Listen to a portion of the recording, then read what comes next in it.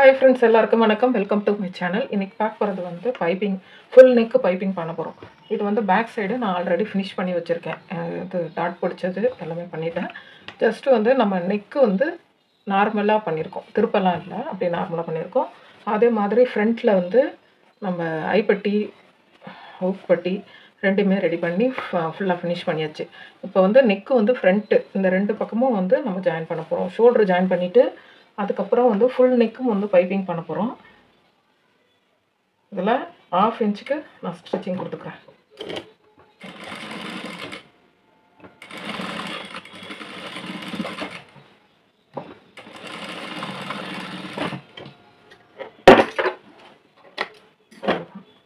Shoulder வந்து 2 stitches பண்ணணும், இல்லைன்னா பிரிஞ்சிக்கும். அதே மாதிரி அடுத்த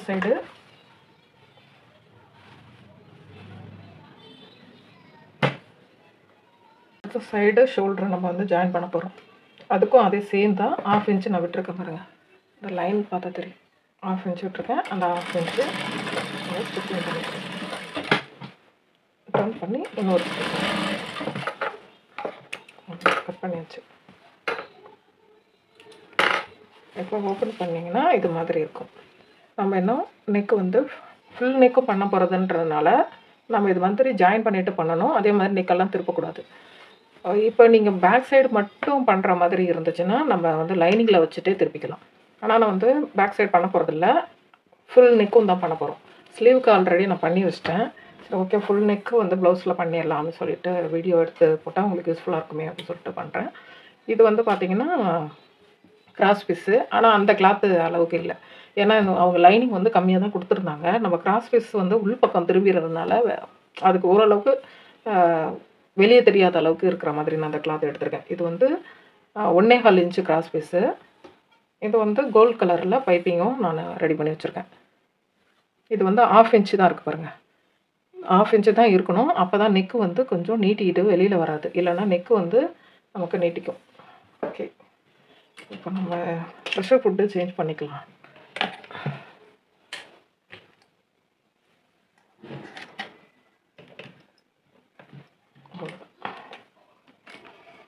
ப்ரெஷர் ஃபுட்டு சேஞ்ச் பண்ணிட்டோம். இப்போ இங்கே இதில் வந்து பாருங்கள், இது ரைட் சைடு கீழே இருக்கிறது அந்த ஸ்டிச்சிங் இருக்கிற சைடு. நம்ம வந்து மேலே தான் இதை வந்து பண்ண போகிறோம். இப்போ அப்படியே அது மேலே வச்சுட்டு கால் இந்த லைன் இருக்குது பாருங்கள், அந்த லைனுக்கு ஒட்டுக்காப்பில் நம்ம பண்ணிட்டு வரப்போம். ஒட்டா பண்ணணுன்னா நமக்கு வந்து கட் பண்ணி விட வேண்டிய அவசியம் இருக்காது, இல்லைன்னா கட் பண்ணி விடணும். அப்படியே பொறுமையாக வச்சு பண்ணிங்கன்னா பர்ஃபெக்டாக லைன் வந்து அதில் வந்துடும். இங்கே பார்த்தீங்கன்னா தெரியும், இந்த மாதிரி வரும். இது வந்து பைப்பிங்கில் இது ஒரு மெத்தடு. நார்மலாக வந்து ஃபஸ்ட்டு பைப்பிங்கை வந்து நெக் ஃபுல்லாக ஃபினிஷ் பண்ணிவிட்டு அதுக்கப்புறம் வந்து நம்ம கிராஸ் பீஸ் வச்சு ஃபினிஷ் பண்ணலாம். அப்படி இல்லைன்னா முன்னாடியே வந்து நம்ம கிராஸ் பீஸில் இது மாதிரி ஸ்டிச் பண்ணிவிட்டு அதுக்கப்புறம் கூட நம்ம வந்து நெக்கு ஃபுல்லாக கவர் பண்ணிக்கலாம்.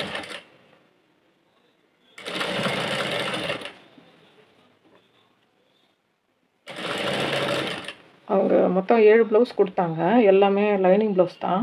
நான் வந்து வீடியோ எண்டில் வந்து அவங்க கொடுத்த ட்ரெஸ்ஸு டீட்டெயில்ஸ் எல்லாத்தையுமே உங்களுக்கு அட்டாச் பண்ணுறேன். அவங்க என்னென்ன சாரீ கொடுத்தாங்க, ப்ளவுஸ் கொடுத்தாங்க அப்படின்னு சொல்லிட்டு. ஏன்னா அவங்களே லைனிங்கும் வாங்கிட்டு வந்துட்டனால நான் லைனிங் வாங்க போகலை. ஷாப்பில் வெறும் த்ரெட்டு மட்டும்தான் வாங்கினேன். மேக்ஸிமம் கஸ்டமரே வாங்கி கொடுத்துட்டாங்கன்னா நமக்கு வேலை கொஞ்சம் மிச்சம், அவ்வளோதான். இல்லைன்னா நம்ம கொஞ்சம் போகிற மாதிரி இருக்கும். ஃபினிஷ்டு முடிச்சிட்டேன்.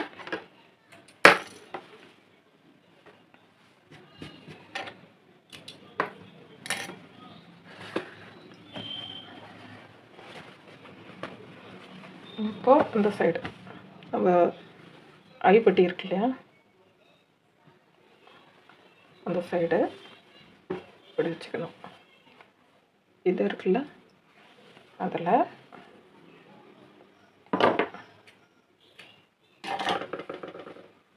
இதை நம்ம இங்கே அடிப்பக்கம் இங்கே வரணும். அதை லைட்டாக ஒரு சின்ன ஃபோல்டு, ரொம்ப ஃபோல்டில் லைட்டாக ஃபோல்டு பண்ணிவிட்டு அப்படியே வச்சுக்க வேண்டியதான். வச்சுட்டு நமக்கு இந்த இடம்லாம் வளைவு இருக்குன்றனால இப்படி இழுத்துறக்கூடாது. இதையும் இழுக்கக்கூடாது, இதையும் இழுக்கக்கூடாது. ஜஸ்ட்டு அப்படியே வச்சு நம்ம கையை மூவ் பண்ணி பொறுமையாக பண்ணிங்கன்னா உங்களுக்கு பர்ஃபெக்டாக வந்து பைப்பிங் ரெடி ஆகிடும். நான் வீடியோ எடுக்கிறதுனால பக்கத்தில் எல்லாம் அப்படியே மாட்டிகிட்டு இருக்கு. இல்லைன்னா அப்படியே கொஞ்சம் ஃப்ரீயாக இருக்கும். ஸ்டாண்டு பக்கத்துலேயே வச்சுருக்கறனால எனக்கு கொஞ்சம் பொறுமையாக தான் பண்ண முடியும்.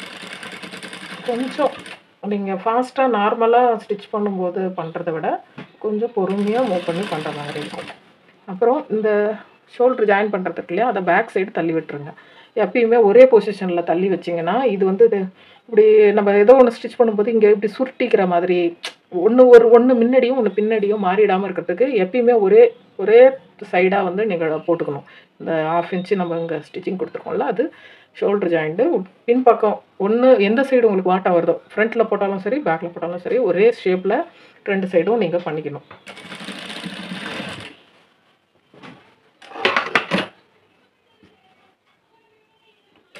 அப்படியே மூவ் பண்ணிக்கிட்டே வர வேண்டியதான். இப்போ நமக்கு இந்த இடம் பெண்டு, அந்த பெண்டு வரும்போது நார்மலாக ரொம்ப இழுக்காமல் பெண்டுக்கிட்ட மட்டும் கொஞ்சம் ஜாக்கிரதையாக பண்ணணும்.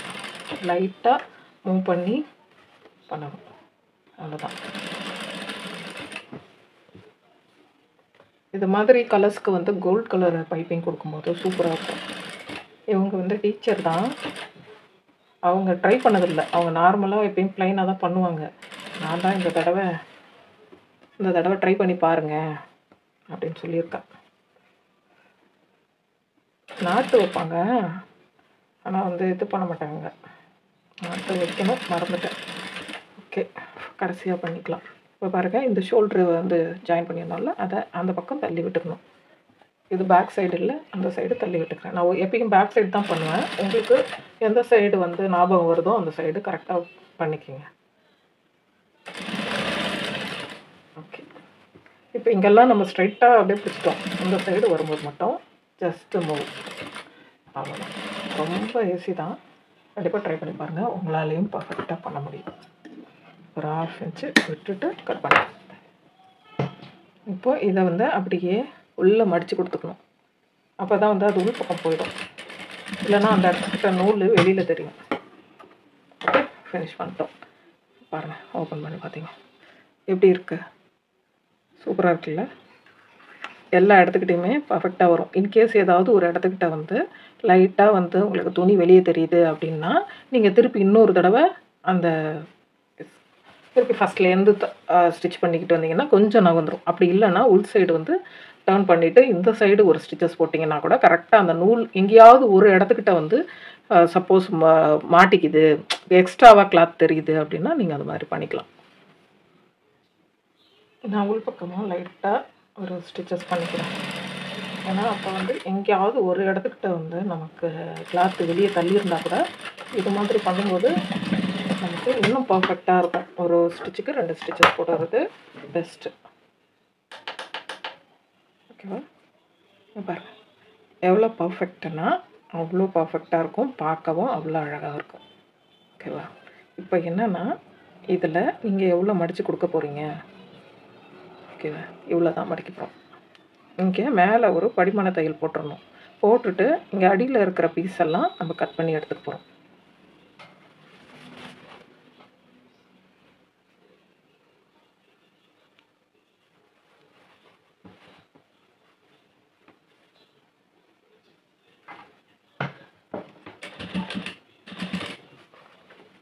இப்படி வச்சுட்டு உள்ளே வந்து கரெக்டாக ஒரே அளவாக இருக்கணும்.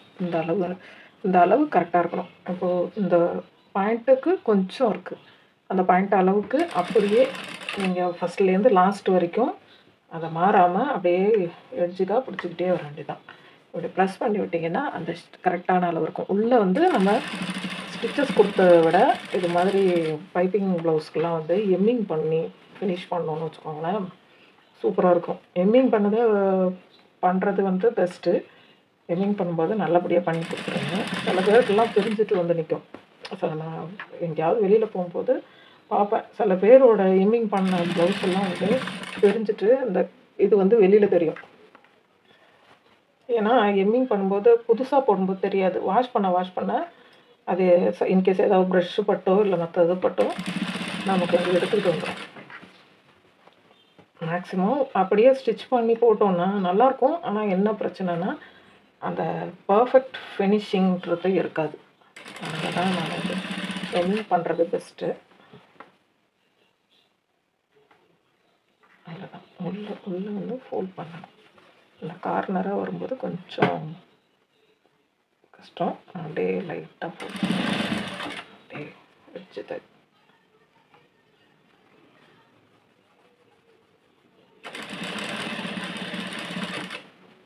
அயன் பண்ணிட்டு பண்ணால் பக்கவாக இருக்கும். இருந்தாலும் நம்ம கையை அயன் பாக்ஸ்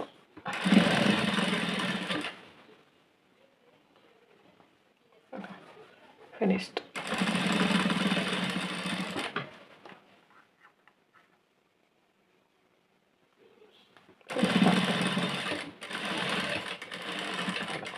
முடிஞ்சிருச்சு. லாஸ்ட் ஸ்டிச் போட்டு ஃபினிஷ் பண்ணிட வேண்டியதான். புரிஞ்சிச்சா? இப்போது இந்த சைடு எக்ஸ்ட்ராவாக இருக்குது பாருங்கள் கிளாத்து, அது எல்லாத்தையும் நம்ம கட் பண்ணி எடுத்துக்கணும்.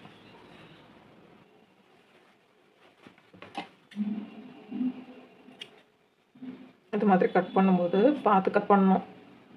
மெயின் ஃபேப்ரிக்கில் படாமல் லைனிங்கை மட்டும் அப்படியே லைட்டாக உள்ளே மடித்து கொடுத்தா திக்னஸ் ரொம்ப அதிகமாக இருக்கும். இது மாதிரி நம்ம ஒரு 1/2 இன்ச்சுக்கு கொடுத்துட்டு மடிச்சிட்டோன்னா அது நல்லாயிருக்கும். அவ்வளோதான். இதே போல் கடைசி வரைக்கும் நம்ம கட் பண்ணி எடுத்துக்க வேண்டியது தான். அவ்வளோதான். ஃபுல்லாக வந்து நான் கட் பண்ணி எடுத்துட்டேன். ஸோ வீடியோ ரொம்ப லென்த்தாக போகுதுன்னு சொல்லிட்டு இப்போ வந்து லைட்டாக அயன் பண்ணிவிட்டு பண்ணிங்கன்னா இது தனியாக வந்து உங்களுக்கு அழகாக வரும். ஆனால் நான் எம்மிங் தான் பண்ணணும். அதனால் வந்து மேலே ஒரு ஸ்டிச்சஸ் போட்டுட்டு விட்டோன்னா அப்புறம் எம்மிங் பண்ணிவிட்டு அந்த ஸ்டிச்சை பிரித்து விட்டுக்கலாம். அப்போ என்ன பண்ணோன்னா கொஞ்சம் பெரிய ஸ்டிச்சஸாக போடணும். என்னோடதில் வந்து 0 1 2 3 4 5 வரைக்கும் இருக்குது. நான் அதில் வந்து நல்லா ஒரு 4.5 வச்சுக்கிறேன். அப்போ தான் வந்து நமக்கு இது செட் ஆகாது. இந்த ப்ரெஷர் குட் போட்டோன்னா அது ப்ளவுஸில் போய் மாட்டோம். இது வந்து பைப்பிங்க்கு மட்டும்தான் யூஸ் பண்ண முடியும். ஸ்டிச்சிங் யூஸ் பண்ணிங்கன்னா த்ரெட்டும்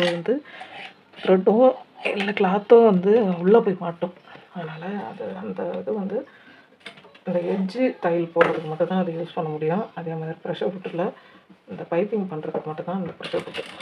என்ன பண்ணிட்டோம் அப்படியே எடுத்துகிட்டு லைட்டாக நான் பெரிய தையல் போட்டிருக்கறனால எம்மிங் பண்ணும்போது பிரிக்க ஈஸியாக இருக்கும். சின்ன தையல் போட்டிங்கன்னு வச்சுக்கோங்களேன், பிரிக்கிறதுக்கு கஷ்டமாக இருக்கும்.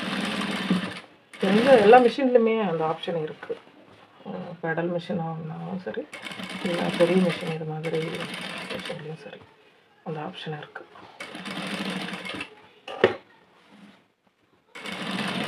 நார்மல் ஸ்டிச் வந்து நம்ம 2.5லேருந்து 3 3.25 அது மாதிரி பண்ணலாம் நார்மல் ஸ்டிச்சஸ்ஸு.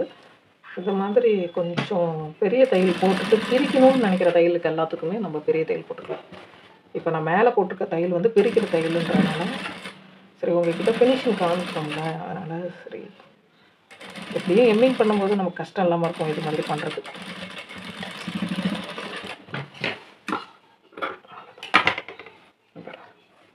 பர்ஃபெக்டாக இருக்கு பாருங்க,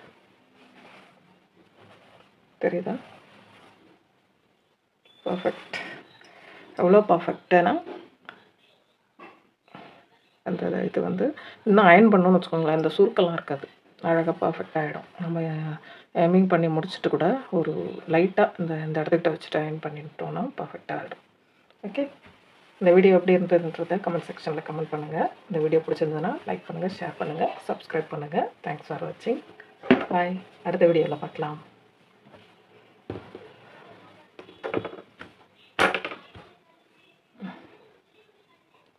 Okay.